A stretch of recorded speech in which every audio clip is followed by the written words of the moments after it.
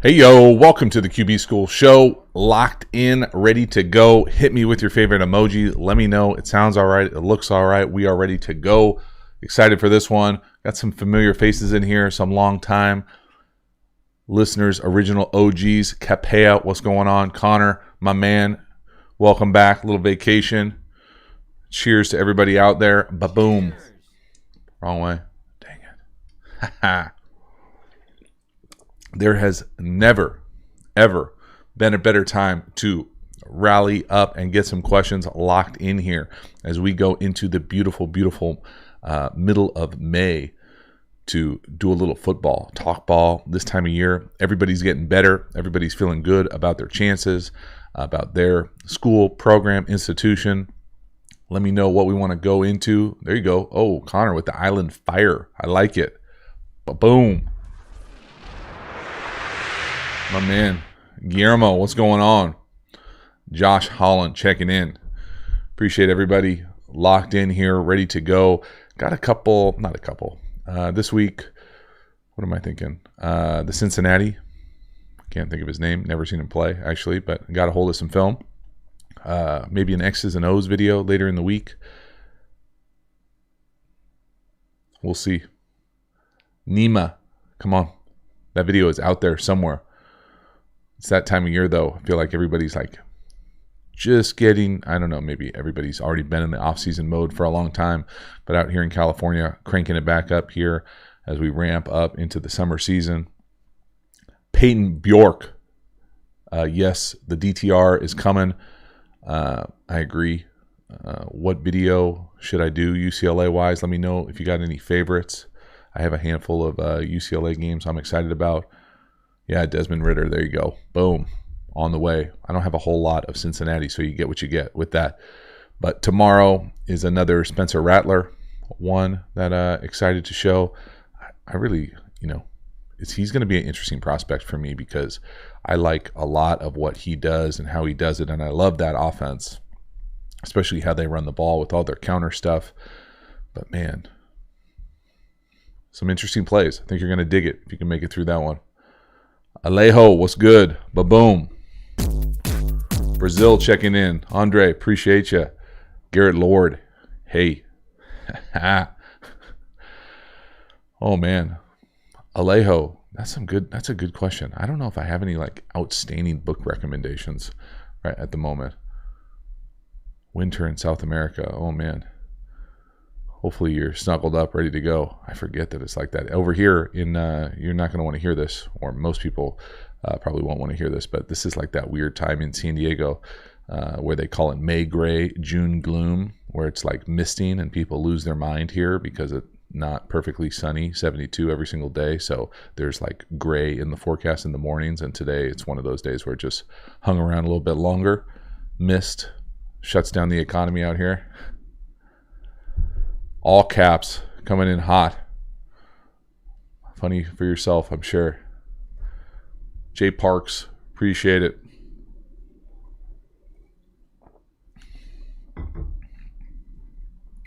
Josh Holland, what do you think about the Cincinnati Bengals are building?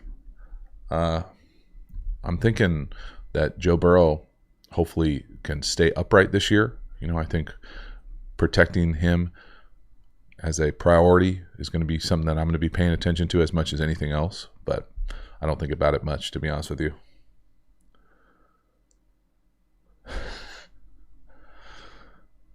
Stepping in real, appreciate it, checking in. Kiva, is that what it is? Seva, my mistake. Man. Well, we got a great idea. Got an idea, Andre. There are some universities having QB competitions. Maybe you could do videos analyzing spring games and ranking them. That is an idea. That is an idea that will not happen on this channel. I just don't care enough about the spring games to do that. It's also, I don't personally get spring game all 22, and I don't know if I've never asked somebody for spring game all 22. I don't even know. Yeah, no thank you. I do think those are interesting. This is just a little anecdotal story time here. Spring game is very, very important when you're in it. What I mean by that is when you're competing for what you think is an open spot to start, especially at quarterback, the spring is vital. And in my experience, very rarely does someone come out of a spring as like the clear cut, yeah, for sure, this is the dude or this is the player. Because it's just not enough. Everybody's getting a chance. You're mixing around groups. It's kind of a hodgepodge of reps. Are you live in spring game? Are you not live? How many times are you scrimmaging? Are you going with the ones, the twos?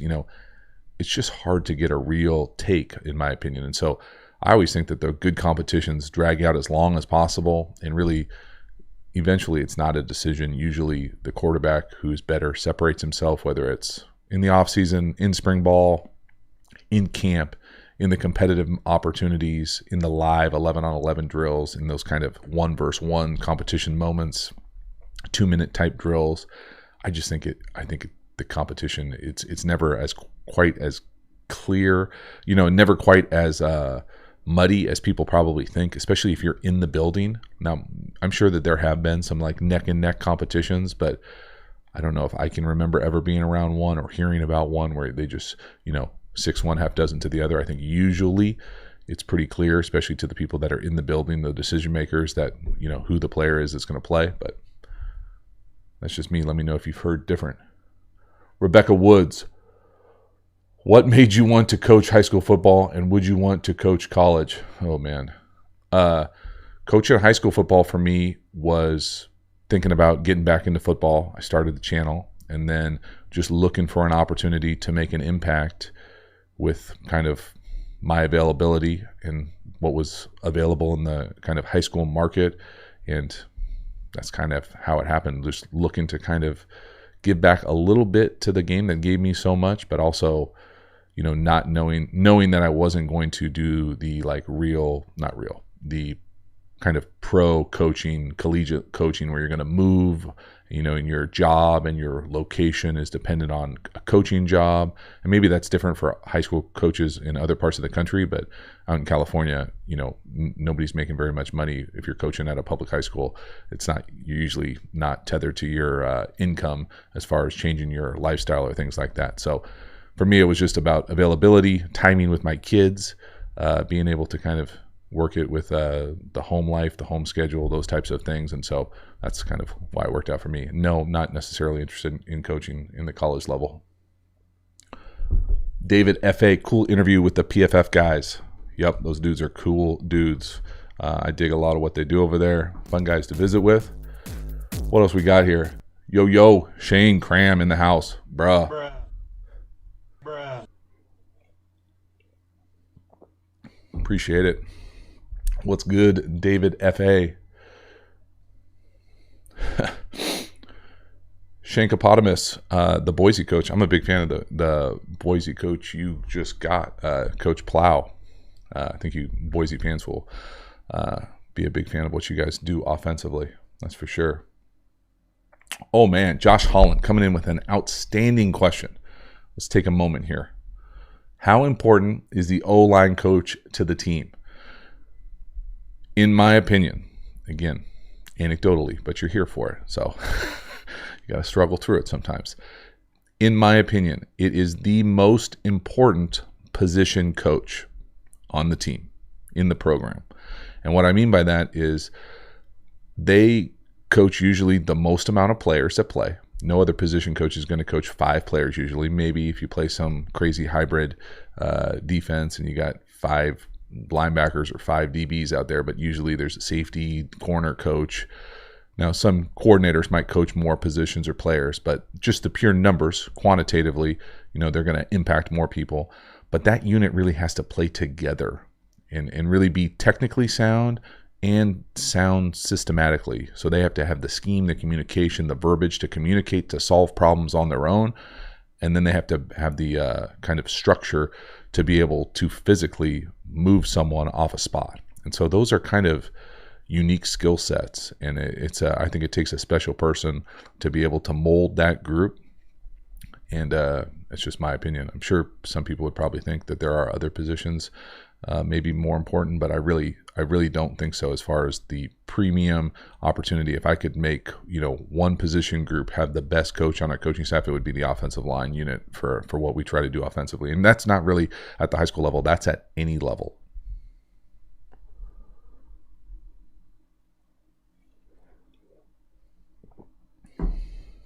Henry Hood, I appreciate it.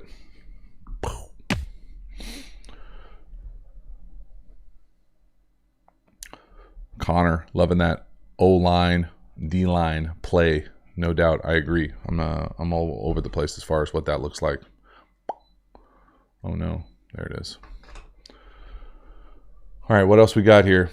Oh, Dean, what do we got? Urban Meyer in Jacksonville. College coach transitions to the league have been generally underwhelming. Any insights from a QB perspective? Yeah, I think I'm as interested as anybody. I would generally agree with that statement. I just think it's hard to know for sure because it's, in my opinion, it's different coaching a pro than it is coaching even the elite of the elite college guys, because some of them will be making more money than you, but also in addition to, there's this idea being that you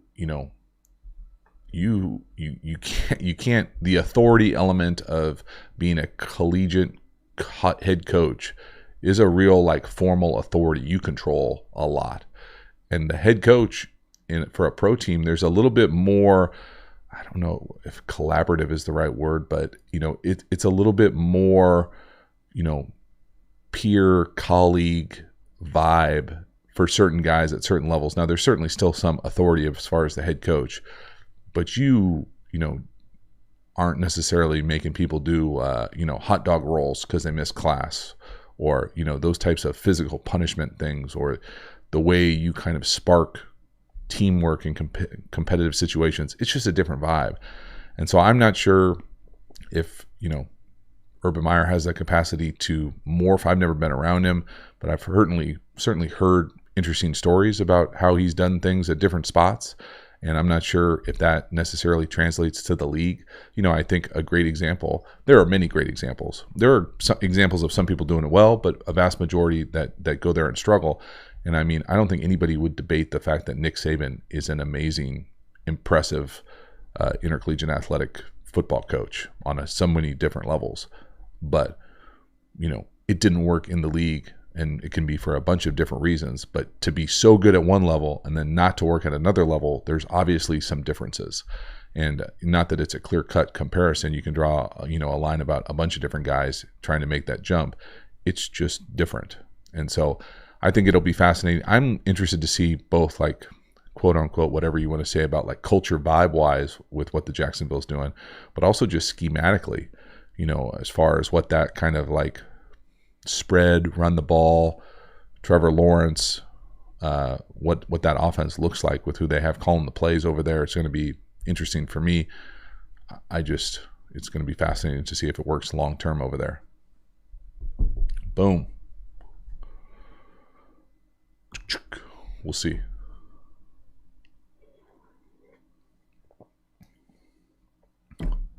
Alejo. Here's a good question. Hey, JT, I'm watching the RPO course all over again. How do you scheme, coach the defense versus RPO heavy teams? This is a good question. We do not see a whole lot of heavy RPO teams. I think that it's one of those things where I feel like people maybe talk about them, identify them a little bit more than they happen, especially at the lower levels. In my opinion, you really have to make an investment to be a quote unquote RPO team or be heavy RPO team. We see not a lot. We see the majority of like pre-snap RPOs where, someone likes the numbers to a side and they're going to throw a quick screen or a now screen. We don't see a whole lot of post-snap second, third level RPOs. We see some zone read, but to me, even the zone read is not running like triple option with the bubble. It's really zone read, quarterback run. So we don't have to deal with it a lot. Our defense sees a lot of RPOs because we run a lot of RPOs. I think that there's a bunch of different ways to try to handle it. I think the easiest way is to just play man coverage and say our guys are better than your guys. And if they are, then it's going to be a hard day. And so, that's why you start getting into all these mesh, rub, routes in different ways and get away from the RPOs and block it up, take a shot, play action-wise. But that's kind of the easiest way to do it. I just think it presents so many problems and stretches the defense both horizontally and vertically that it's pretty hard to stop consistently. Good question. But boom. BMac970. What's going on? Appreciate the support. Super chat. Why do some great college QBs fail in the NFL? Mental processing, speed of the game, reading more complex defenses. It's hard to answer like a blanket question like that. I'll try my best.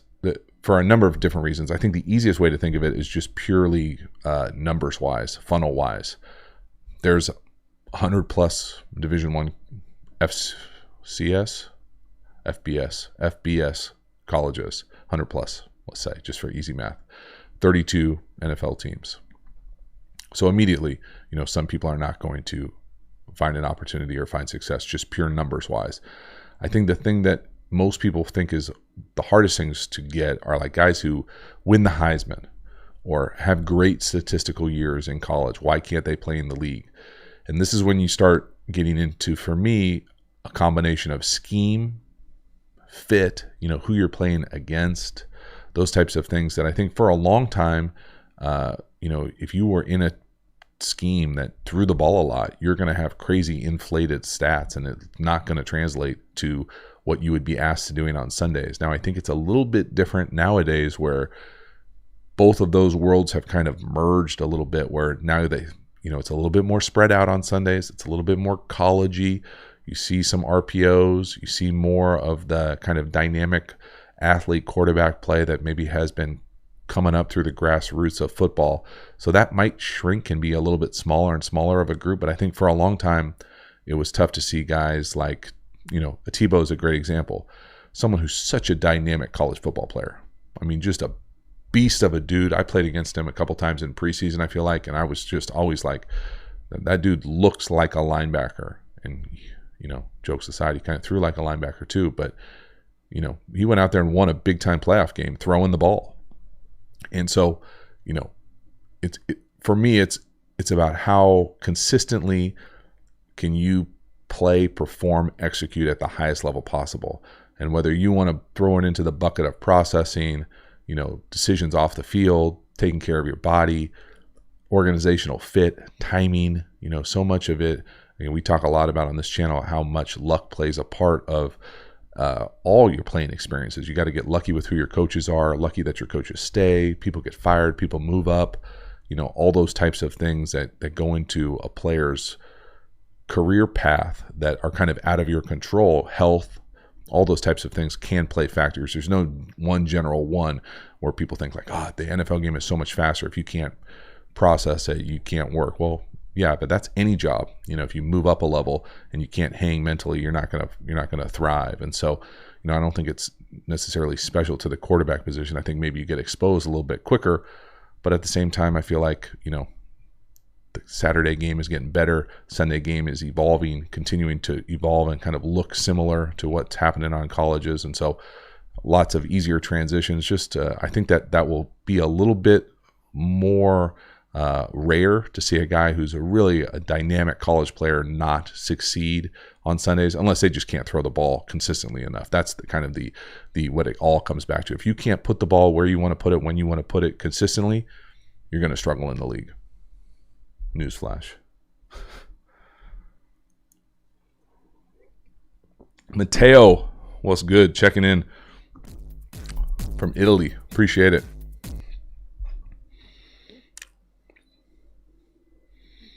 There we go.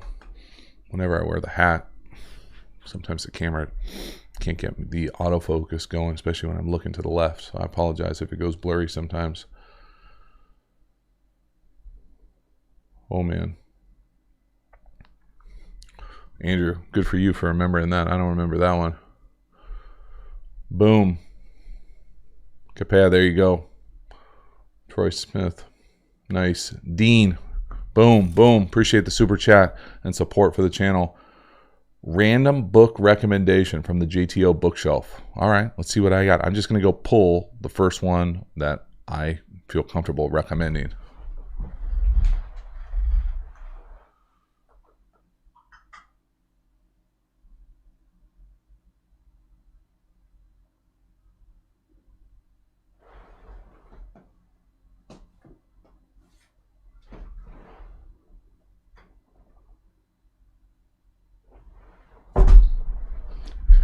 So, y'all are not going to like me for this one. And I would say take this with a grain of salt, okay? So, I'm not sure I would recommend going out and buying this book. Maybe go to your local library and see if you can rent it.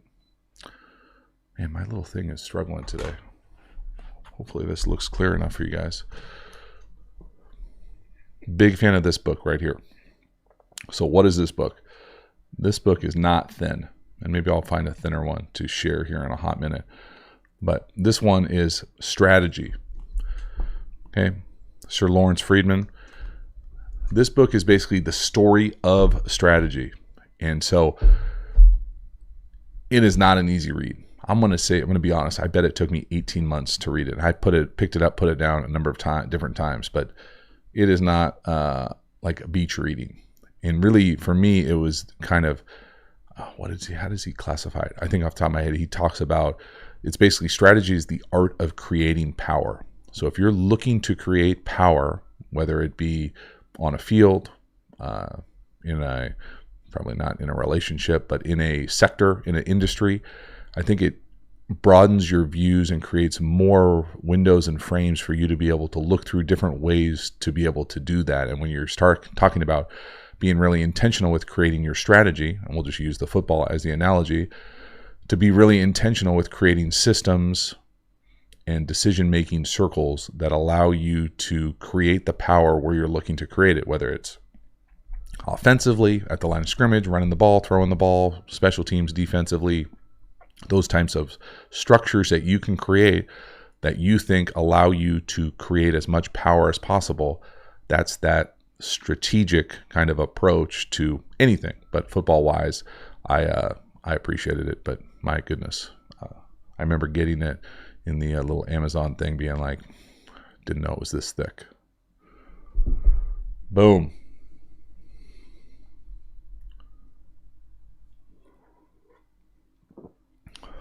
Bid. Yeah, AJ's doesn't look real. No offense. I also don't get to smoke in the house, so, there's bonuses for having a fake one in your garage. Nick Jim Lawson. Is there any particular offensive system that you would say is your favorite? Or is it either for you? Big fan, love the content. Nick, good question. I would say that I honestly, I think whatever I was in was my favorite. That's kind of a cheated answer. Nowadays, where we coach, in the program we're in, we're a little bit, what I would say leans a little bit towards a grab bag of stuff. And that's probably not the greatest way to classify it. It would be what I think most people would call multiple or adaptive, where we're able to use a lot of different personnel groups. We use a lot of concepts that you would find in any West Coast playbook, many air raid concepts, many, even though I'm not certified, any digit system, a lot of universal plays, but I don't necessarily call them we don't call them West Coast terminology or digit terminology or air raid terminology for anything, formations, motions, protections, concepts, those types of things. We kind of created our own language to make it our own and try to make it as efficient as possible for this level. Because I think, every level you're at, you can get a little bit sideways with too much volume, but I really do think you need enough tools in the toolbox to be able to attack everything you want to and can and potentially will see. And I just personally love to have adaptive stuff where, we can make a lot of in-game changes, in-series changes, and it's not necessarily like creating a new play, but just being able to put things together in a easy, fixable way that isn't, it's creating a new play, but it's things that the players have done, maybe just individually or one-offs. We can combo them and be able to do them together and make it look like something totally new to the defense, when in reality it's just a dressed up, maybe kind of way to hide what we do really well. So hopefully that makes sense for you. Boom. We got Norway checking in. Dude, I don't know how to say your last name. I apologize. Jens Harald, what do you think is the ceiling of Kellen Mond? Could be a top 5 quarterbacks. Cheers from Norway. Yeah, I mean, who the hell am I to tell him that he couldn't be a top 5 quarterback? I think it's going to be a big jump. I think he needs to get a little bit more consistent, accurate throwing the ball. I think he's in a good spot where, depending on what the opportunity looks like when he gets a chance to play, that he could go up there and thrive in a division that could potentially be in some turmoil here pretty quickly. So, yeah. Mark Corey, you're welcome for that one. Insider jokes are the best. Milos, what's your next learning seminar? That's a good question. Next course. So 2 courses in the works right now, really 3 courses, but 2 courses that I'm going to probably be working on pretty soon. When they come out, hard to say. Probably one midsummer, one mid-fall. One will be tempo-centric. So not only, I think people think tempo, they think how to go fast, and that's certainly an aspect of it, but really just being able to be multiple in your tempos and how to structure your offense and communication system to, I think, be the most streamlined, whether it's my blueprint or just understanding the framework through the quarterback position to allow that, your offense to be as successful as possible with multiple tempos. And then the next one is the quarterback run game. And the quarterback run game to me is something that, I'm a little late to the party with. So I spent the last maybe year plus kind of digging in with that stuff, and I've just fallen in love with it. And it really just changed the game on a number of different levels. If you're willing to run the quarterback and how you do it and how your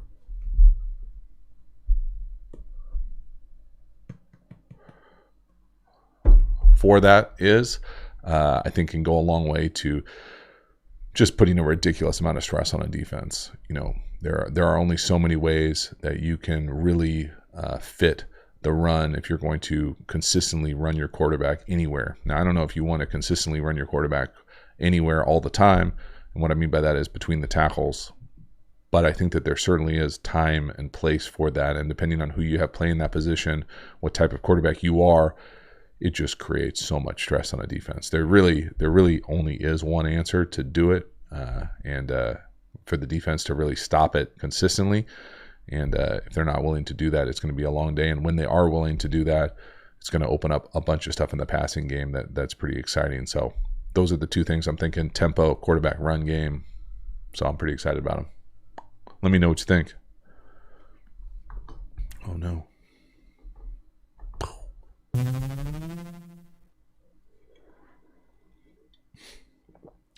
The Y Sports Podcast. No, I probably cannot. They're both 2 of the all-time greats. What's the difference between Peyton Manning and Tom Brady? I would have no idea. Mentally, I'm sure they're probably pretty sharp. Mechanically, they were a little bit different, just footwork-wise, but I think that there's a bunch of good stuff out there on those guys. Milos, appreciate it. I had fun doing the Pass Pro one. I really did. I hope it translates in the course how much pass protection is tethered to quarterback performance. And really the video tomorrow on Spencer Rattler goes into it a number of times. Specifically, they're in 6-person protection in Oklahoma, and they get hit with 7 people blitzing, and they don't throw hot and take one terrible sack and another tough sack.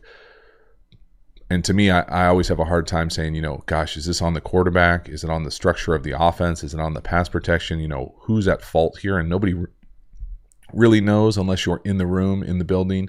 But man, it's a tough thing to play quarterback when they have more people blitzing, rushing you than you have blocking, and you don't have a hot throw. What are you supposed to do? Tough. Tim Tebow, there you go. Always fascinated to me how many people are fascinated by the Tim Tebow story right now. honestly, I don't quite pretend to understand what the fascination is, but we'll see it play itself out. I'm sure it will be a bit of a circus if he actually ends up, in camp, God forbid, makes a team. But craziness. Spencer Jeffries, late one here in the UK. Boom.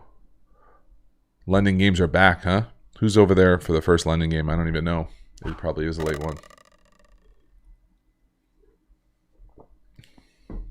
Stevie Showcase. I was at Legoland. Excuse me. I was at Legoland during that game and did not get a chance to watch much of it. I did see highlights of the last play or the last touchdown, which was pretty cool.